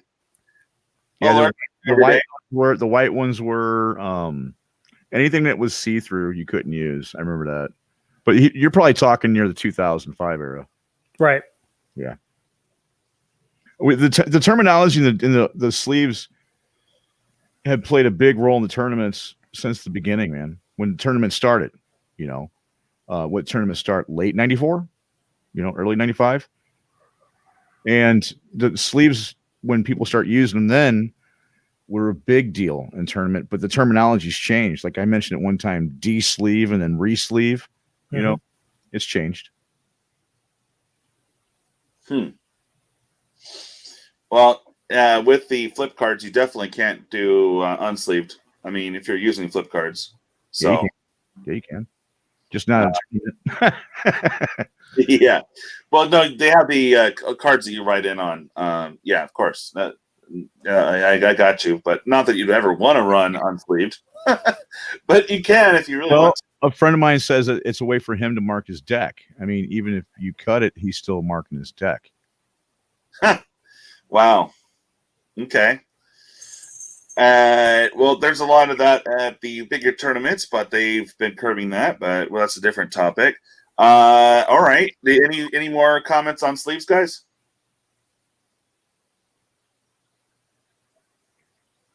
Hello. No, I don't think anybody has any more comments on I think it's a no, but yeah. All right. I was just like, y'all ghosting me. I'm like, oh. If anybody had a question, I had a question. Oh, go for it. Who's got a question? No, that was my question. Okay. No, I know you. How about you, Josh? Did you have anything you wanted to bring? We already covered mine earlier about if we're going to have any new tribal cards. Oh, there's always going to be new tribals. So yeah. What about you, Daniel? Did you have anything you wanted to discuss at the table? I mean, I brought this up with you a little bit beforehand, but what do you guys think of the From the Vault madness? Do you think it's just Rudy's driving a lot of this stuff, or do you think that it was seriously underpriced? I don't think it was underpriced. I believe that some of them were underpriced, not to the level that He's saying. I believe, because I bought some of them, because when I looked at the sum of all of the cards that are being sold on TCG Player, the sum of the parts was greater than the whole. Mhm. So I did pick some up, and also I just absolutely love the box design. Well, any product Wizard sells a gamble, man. Look at Secret Lair Walking Dead. Austin, one of my co-hosts on the Cryptic Comander podcast, has a vault full of them. You know, he took that gamble. Is it going to be big? Are these going to be singles everybody's going to want later? You know, he took a gamble. From the vault, I think at the time when they came out with the price on those, they were adequately priced. Oh, I agree when they came out. Absolutely. Yeah. But right now, for instance, I believe it's the Annihilation has the Smokestack in it. And Well, yeah. Smokestack is an extremely popular card. The question is, down the road, if they don't continue releasing, and I'm going to have to go back to Commander because it's the biggest format right now. If they don't continue releasing commanders that work well with Smokestack, things like Turgid or Tiny Bones or something like that, then the value of those cards will slowly go down. The question is, will that change the value of a From the Vault, or has the new level for those prices been set? I think it'll change the prices of a lot of products. You know, one thing is, which confuses me, and maybe somebody here can help me out here, is let's say I pick one card, Cryptic Command, okay? So I pick Cryptic Command. Let's just talk about that. They come out with a new Master set, Modern Masters 2022, okay? Wow, we got Modern Masters 2022. They got Cryptic Command again. What's the price of this card? It's $39.99. Okay. What's my Lorwyn price worth? $19.99. Well, why did mine go down 10 and why is this one 30? Or vice versa? Why did mine go up 10 and why is that one 20? You know? Yep, I agree with you. It's all just it's a gamble. You never know, man. You never know. You know, is it going to change and from the vault? Maybe. Is it going to change the Modern Master prices? Maybe. Is it going to change the Modern Horizons prices? Maybe. Yeah, it might change. It might change the cards that are in standard legal prices too. Yeah, I mean, I personally feel like there's some manipulation happening here by spokespeople or people who have, influence. Yeah. But it's all like, I mean, like all of you have said, it's all about it's also all about like what's desirable down the road, right? Like I'm not like I believe the From the Vaults are not alternate art, or are they? Some are no, none of them are. They're all the same. I'm trying to think of like the Angels one because Avison's in there. That's personally my favorite card. So yeah. I'm trying to think of whether it had alternate art in that. But regardless, it's like what version is more desirable as well. You know, well, I think the vault's going to be all foil, right? Guaranteed all foil. Yeah. Yeah. Yes. And for example, like Smokestack is alternate art from Annihilation. Gotcha. The only way you can get the artwork is of the one that actually looks like it's like a car manufacturing plant or something is from the vault. Just to prove my point even further, okay, I gave away a commander deck. I told everybody, look, make a comment on the YouTube video. You got a chance to win, right? There's a rumor this card right here is going to go up in price. 2 months later, that card went up $20. Okay. The rumor was true, but it was a gamble. Somebody won that, but the proof is there though. I could have went and bought 50 of those on that game. Either I win or I lose. Mm-hmm. Yeah. Well, you got to remember, Rudy pushes sealed product more than anything else. And also pushes entertainment. He also puts entertainment. I like Rudy. Yeah. I don't have anything against Rudy. I like his. I subscribe to his show. I watch it. I don't know what Josh's opinion is, but I mean, I agree with you guys, though. I think that he's stretching the truth a little bit. Mhm. Well, how much from the vault was printed though? Very limited set. Very limited set. Okay, so that should drive up the price a bit. If it's still sealed, some people crack them and try to use them, although those were really bad at curling. Really good at it, rather. They're rarer. It's harder to find, say, the one with that. So it's naturally over time those products are going to go up. Yeah, I got a Mario 3 complete in box, sealed. You know, who knew back in 1985 Mario 3 would be worth money sealed in a box, right? Oh, exactly. Yeah, That's I have cool, by the Final way. Fantasy VII Black Label sealed. Who knew that was going to be worth something? Right. You know, it's just a gamble, Russ. You know. Mm. Yeah. No, I totally agree. It's going to go up. Box sets that were horrible are going up because there's nostalgia, and there's not that many out there anymore. Either they got cracked, and so there's no sealed boxes left. So naturally, it's going to be increasing in price. So I look at like the collector's things, man. The first time I ever saw collector stuff was Shards of Alara. They had every booster pack was what was it, $15 or something, and you got a guaranteed every card's foil. There was one guy in the store, man, who saw what was going on, and he kept buying them and buying them and buying them and buying them. And people around him were like, "Man, are you serious?" And he's like, "Yeah, this card here, $500." I'm like, "What?" So I mean, he saw it. Yeah. So before we go any further, because we didn't do it at the very beginning, because we're dealing with the Atari sounds that are still creeping in. Let me sponsor. Yeah, of course, the sponsor, bro. All right, so do go over and visit northvalleygames.com. Right now, if you use my code DJL808, you're going to get 10% off your purchase. You can also sell cards and get 10% to the buy list price of whatever you're selling. Also, tomorrow actually is the big giveaway. You still have a chance. Go hit on my channel. There's 5 birthday giveaways. There's the main subscriber giveaway. You're going to get 10 bonus entries if you go and buy some singles right now towards the big prizes for the subscribers. So make sure you guys get on that. It's a great company. The guy's super awesome. Actually, John's also another person he sponsors too. So definitely check him out. Good stuff. Absolutely. I love North Valley Games, man.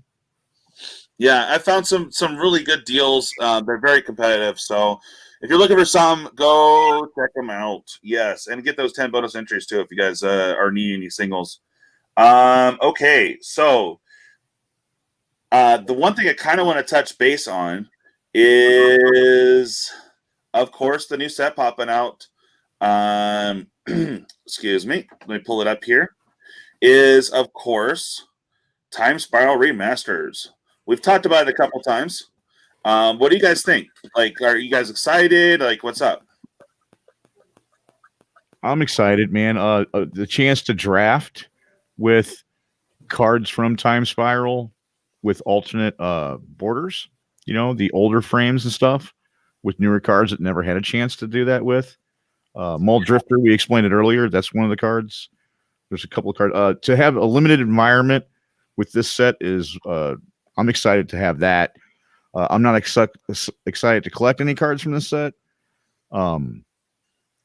There's some good cards in this set, but I think I'm looking at a limited set here for me personally. Okay. For drafting, definitely. I can see that would be super fun. What about the other guys on the table here? I mean, I'm excited for it. I have all total 5 boxes coming in. So I'm going to crack 1 or 2 of them just to have fun with them and keep the other ones sealed. Just because I'm one of those evil sealed collectors. But yeah, I'm extremely excited for it. I didn't get to play during this block because I was on a hiatus from Magic. So I'm looking forward to being able to go back and be able to play with these cards because I never got a chance to. That's super sweet. I like what the professor was saying. It's a love letter to Magic, and it does. As a lot of the older cards people had never had a chance to play with, so now we have access to it. So that's pretty cool. Yeah, that Sliver Legion right there that you have up, that's the only sliver that I'm missing. So I'm super pumped if I can pull myself a Sliver Legion. It's the only one I don't have. I think in the last 10 years, there's been a couple of love letters to Magic. Yeah. Yeah. What's another one? Chandra Torch of Defiance. Say again? Chandra Torch of Defiance. Okay. Chandra Torch of Defiance. Yeah. Yeah. That's a love letter right there. Explain. Okay. Yeah. Well, isn't it the first Planeswalker that's red with 4 abilities? Okay, now I see where you're going with this. I was like, I didn't know what you're talking about. Well, I mean, not to mention the first 2 abilities are Billy BA. You know, I mean, that first ability, like I get caught up every time, kind of like Jace the Mind Sculptor. That first ability is like, whoa, really? All right. I was just thinking, like, just a heads up. I was thinking more of like a set type of thing. Well, there's a lot of them. There's a lot of them. I think Zendikar Rising, one of the recent sets we just got, was a love letter. Landfall has been needing a lot of good cards going with it lately, right? A lot of these cards that are banned are love letters, in my opinions. Uro, let's see here. That one blue-green Planeswalker that got banned. Okay. Oko. There's a love letter right there. No, I see where you're going with this, actually. On that, no, Zendikar Rising, I agree with you on Zendikar Rising. I think it's a wonderful set. I just I don't know why it was so woefully I don't know. Nobody bought it, I guess, in the end, or whatever. I have no idea. To be a player that's played throughout all these years and see the inclusion of Planeswalkers and to see all these people's opinions, like, oh, I like them, oh, I don't like them, oh, what are they thinking? I like Planeswalkers to have a set like more of the Sparks, where every pack is guaranteed a Planeswalker, in my opinion, is a love letter to the players. There's in the last 10 years, guys, I think there's been a lot of love letters. Masterpieces, the Zendikar lands, you know, the new unglued sets. I hate to say it, but some of the new secret layers with Teferi and his children, those are really tear jerkers. Yeah, Black is Magic. Yep. Yeah, for sure. I see where you're going with that. I actually was going to do a breakdown on values of some of the cards, but I'm going to go ahead and go with what Charles says here. Earlier in I was going to say podcast, but earlier on the show, we were going to roll off for a special card. So let me go ahead and find said special card, and then we are going to go roll for it right now. So I'm just looking for it. Don't worry about it. Carry on. I saw they got these glow in the dark dice sets. You guys see those where you roll a 20 and it flashes or whatever? And I have not yet, but that's pretty cool. Yeah. No, I haven't seen those, but being a fellow D&D player, have you ever played with the dice that are in the dice? So if you roll a critical or a critical failure, it automatically has the roll on the inside for you? Yeah. It's plastic inside the clear one or whatever. Yeah. Are the ones where they got weird shapes, like a divining top or something? You know, they got the divining top ones. Yeah, a dice that I've always wanted is a true 100-sided die. Yeah.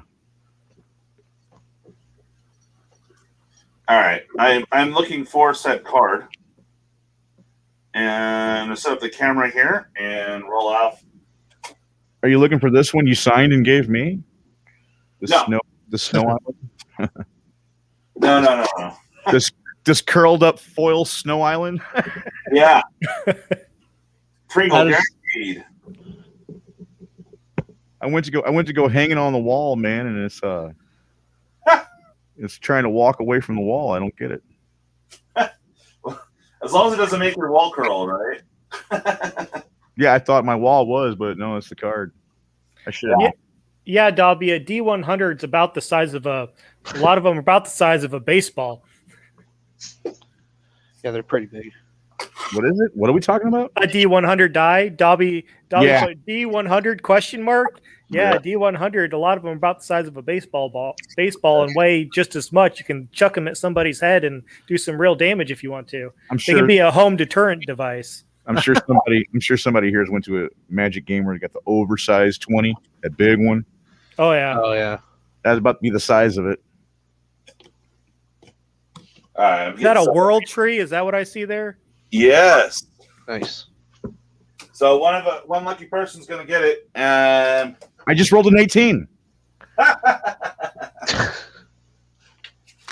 all right. So let me make this the big screen here, and let's roll off. Notice Ooh, that playmat from our sponsor, North Valley Games. yeah, exactly. Oh, and that's my new table too. Not as wobbly. This is a hot card, by the way. I sold a ton of these. When it was still worth. I sold bit. I think this extendeds. I sold What's it worth sold now? all variants, man. What's it worth now? The extended's worth like 15 to 18, maybe. Really? And, like the foil, Yeah. the foil extended, and then the normal one's a couple bucks, I think now. It's the most expensive rare, other than Turgid, I think, if I'm not incorrect. Yeah, so TCG's looking like you can get them the regular for $3, Wow. the foil for $9. This is a mythic rare? No, that's just a rare. No, it's No. just a regular rare. Okay, I was going to say, you guys are scaring me, man. This is like, that estimated value is not really looking good for this set. No, this is it was the most expensive rare in the set for a while. Mhm. I think Turgid has surpassed it. This was the Jeweled Lotus of Kaldheim, huh? Yeah, except those extended our Jeweled Lotuses are over like 600 now. Wow. I remember when they were 150. Yeah, they pulled the old we don't have any more product left. Yeah. Except for this 25% we're holding right here. And everyone's thinking, they did the same thing with Kaldheim. Everyone's thinking Strixhaven's going to be the same way. So, All right. Yeah, I'm the watching shortage. here, Russ. I'm rushing you here. Roll this Yeah, I know. 20, man. You got me I anticipating. know. You got me I'm working anticipating. on it. Just fixing the angle a little bit. There we go. And picture's all right, I guess. Oh, it looks Okay. great. I was just fixing that up because it looked ugly. We're gonna need like a matrix angle shot when you roll it to look at the numbers on top and anybody play exactly. with the World Tree? do what? Anybody play with the World Tree yet? Because I'm wondering if anyone's popped off that ridiculous. I play with the ridiculous World Tree, thing but in I only play with it as a chromatic lantern effect in my 5-color Sisei Super Friend Shrines deck because there's no gods or any other creatures in it except for Sisei. There's no slot for it in my deck. Oh, This would be a waste of space for me. here, I'll post it again in there, Luke, so you can pop in here. I am gonna get one for my cube though. I'm gonna get one for my cube. Do you The make what? like set cubes? Do what? Do you make set cubes? No, I don't make set cubes. Okay. Or block cubes if you want to go older. No, than I that. don't make black cubes. No. Gotcha. The only cube I have is actually a pauper cube. Oh yeah. I've had people who look at me and I show them my list, on cubetutor.com or whatever, and they'll go through just the white cards and they're like, "Yeah, dude, the first 3 cards just cost more than my whole cube." I'm like, "What?" Come on now. What are you sporting there, champ? Alrighty, so Right now, are you? There we go. Okay, that's what I was looking for. If I can get him in here. All right. Oh, I got to do something weird here. Okay, boom. Figuring out the technical. There we go. Wow. All right. Luke, are you? I think you're in now. 570. Hello. Oh, there we go. I kind of hear you. All right, so I'll just go and roll off. Are you there, bud? Well, 570 didn't pick a number, so. Okay. Do you just want to say a number there, bud?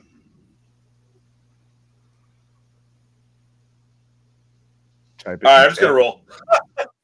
Yeah, no, I think he's trying to figure stuff out because I just sent him the link and I think he's in here.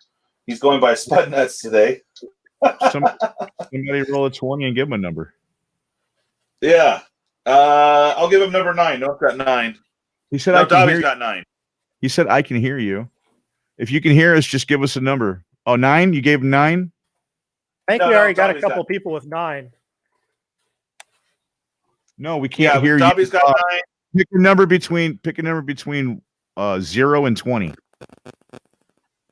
Pick 0 on a 20-sided die. See how that works out for you. He said, I'm not picking a number, just roll it. He picked a number. Hold on. He said he's picking 0 on a 20-sided die. You pick 0. No, You can't pick 0. I'm sorry, I messed up. It's 1 through 20. He meant yes. Yeah, you pick 0. He picked 21, so it's gotta be 1 through 20. I know. All right, so Flip has got 3. I picked Ian's 42. got Yeah. You still got a few got seconds 9. to pick a number. Sword's got 7. Oh, Daniel, are you in? Sure. I got 17. 17. Okay. And then I'll just pick one for Luke here. 19 for 570. How about that? There you go. I picked 18, so that sounds good. Yep. That sounds All right, here we go. Luke, big we're moment. for high roll here. High roll. Is it that new Kaldheim die? It's the new Kaldheim die. And that is a 16. Oh boy. All right. So odds or evens for Daniel and Cryptic. Oh wow. So well, Cryptic. Daniel's in here with us. I say even. Yeah. Oh, you going to give it to Daniel? All right. No, I said even. Congratulations. Oh, No, he even. took it. Okay. All right. So you Cryptic's even. Daniel's odd. Let's see. Even it is. All right. Going to Cryptic. Hey. Hey, you Congrats, get another man. signed card, John.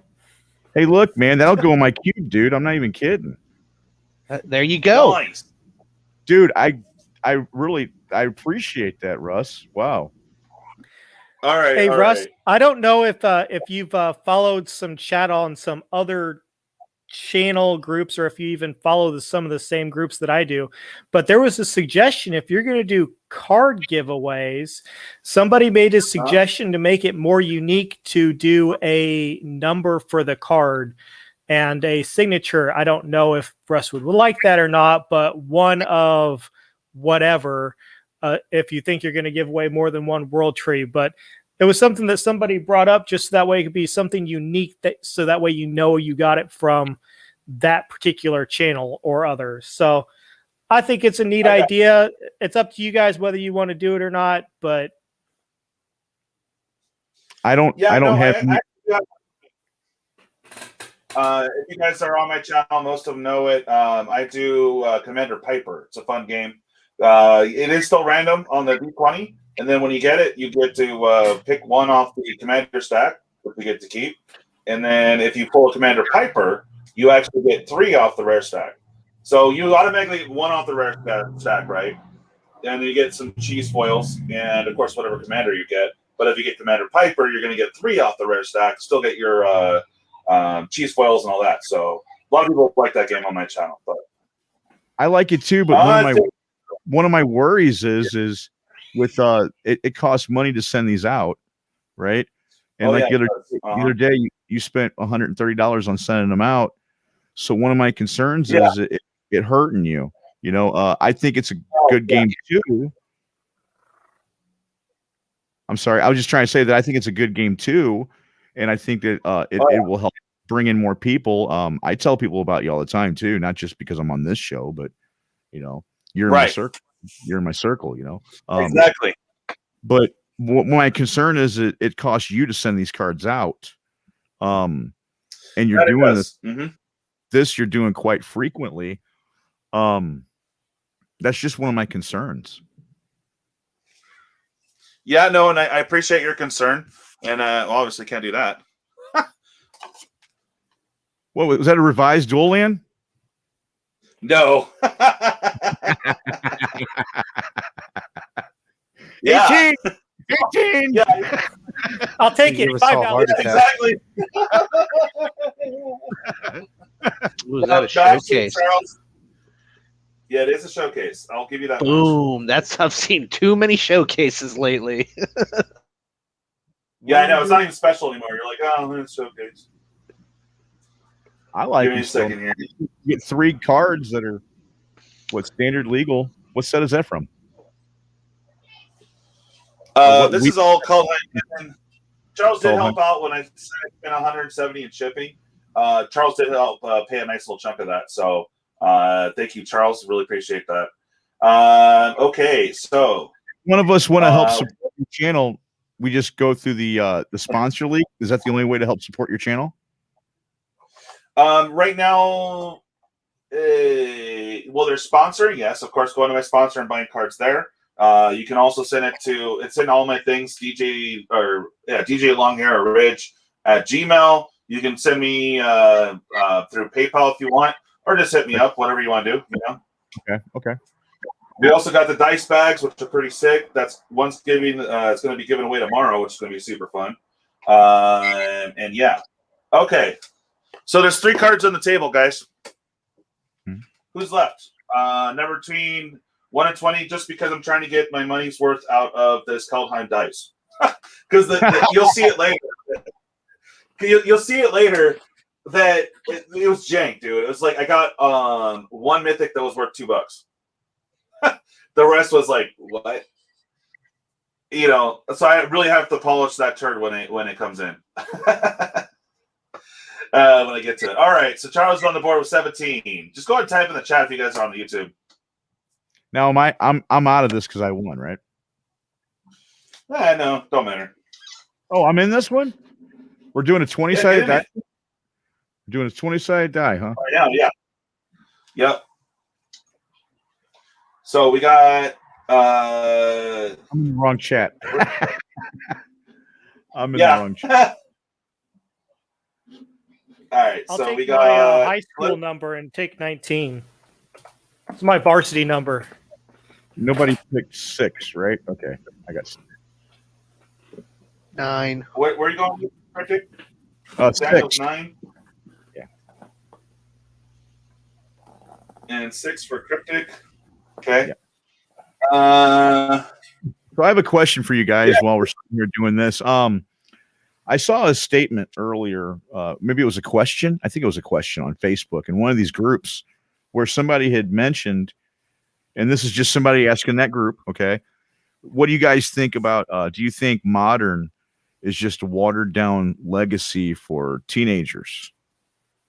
What do you guys think? Well, that's pretty aggressive. I know, right? What do you guys think? You think just with the girls and that's it? I think Modern is a turn 4 format that's fun to play. Mm-hmm. I mean, I don't consider it anything like a watered down version of. I can't agree with that in any way whatsoever. It's a completely different it is beast. Yeah, look at Charles in the chat. It is. Look, I agree with you, Josh. I think that it's a fun format. I think it deserves its own merits. If not, we wouldn't have a format called Modern. You know, I play Legacy. There's times where my friends get together and we play Vintage, but that's only like once every 2 or 3 months. You know, it's not much, but we play it, and it's not because we have the cards and you know, it's because we like to have fun with the cards we've invested in all those years ago, you know. Modern is one of the formats I play more than Vintage. You know, it's more readily available. When I go to local game stores, standard, modern, standard, maybe a draft, you know. What do you think, Dan? I mean, I have to admit I was a little young to play in the 90s. Like I started in the early 2000s, like I think Ravnica era. So I really didn't have anything to do with the older cards, but I believe Modern is still a beast. It's just there's no there's no confidence in it right now, unfortunately, because there's a lot of reprints happening. But it's still fun. It's a giant format with however many tens of thousands of cards out there. It spans now more than 14 years of Magic. So I would disagree with that. I think someone's just a little salty. Yeah, a little butthurt. Well, it's because the value went down. Because if you remember a while back, Lily used to be like $1.50. Now she's Jace used to be $100. Well, the My Sculptor? Yeah. I bought one from our sponsor for $40. Yeah, it used to be $100 card all day long. Watered down now because of variants and flashiness and all that. And it's funny because I never changed the art on him either. So why do that? You did a great job on that. Oh, say that again. I didn't cut out. Why do that? Because Jason Chan did amazing artwork on that card. Speaking of Jason Chan doing a good job on that card, on the next episode of my podcast, we're going to have Solomon A. Young. He's a famous artist. Oh, pretty much. Okay. Yeah. Yeah. Oh, cool. You had him on one of your shows, Russell. Yeah, I did. I was the first one to interview him for 2021, I think. Or no, the end of 2020, was it? Mm-hmm. I don't know. It was a month or two ago. So, yeah, I brought him on. He's been on my channel. And I also got to talk with Ken Mayer Jr. I went and dug through some bulk, and I found like 6 cards that have artist signatures on them. And I've got one card from a pro player back in '94. And he's a very famous pro player, and he was famous for making OP decks before the internet was a thing, you know. Alrighty. Yeah, that's awesome. You got him on there. I was hoping to bring Ken and him and maybe a few other artists on, but I'm still trying to reach out to a few more artists to do interviews and then have an artist show version of this and then also a store owner show of this. So working on it. Yeah, Sword and Josh, it does suck. You don't have a LGS, man. That's rough. Oh, I do. Right, I was commenting about Dobby. Oh, I got you. Okay. So yeah, I have an LGS I play at. Okay. We got Cliff with 12, Dobby with 5, Cryptic with 6, Sword with 19. Daniel says 9, and no comment from 570. Maybe he just can't get his mic working. I don't know. We'll figure out the kinks later. All right. I'll look at you going all crazy in private. Sounds kinky. Yeah, no, it is. He's trying to hear us. He's talking in the private, and we cannot hear Spuds at all. Bummer. Okay. All right, here we go. That didn't work. That's not like that Kaldheim die. Yeah. I love it. 19. Right on the money. Sword. Pick a number. One, 2, or 3. Oh, well, of course we need to do Guardians of the Galaxy here. Yeah. Oh, yeah. Yes. Good call. Dun, dun, dun. And here's the reveal. Boop. Boom.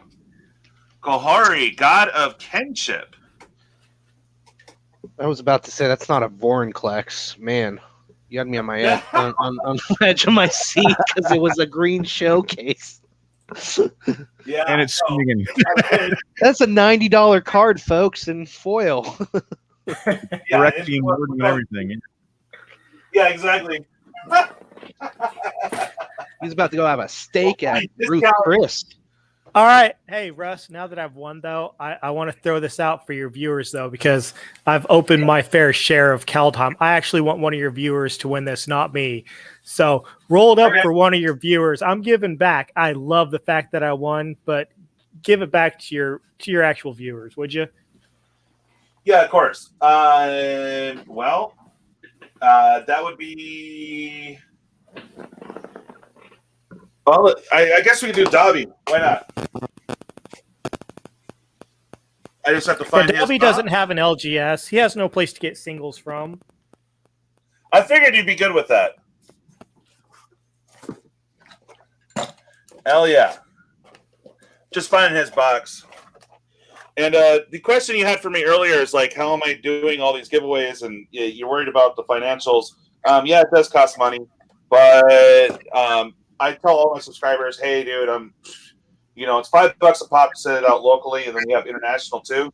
So I work it out. I don't always give it out right then and there, but I do save boxes for my peeps. So I always make sure, like him, Dobby, he's international. I get to send this out with his brother, which I probably will do very soon. All right, we got 2 cards left.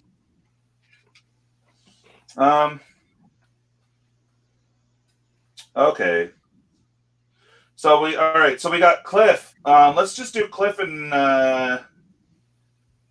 okay, Cliff. Cliff, what do you want to do? 2 or 3?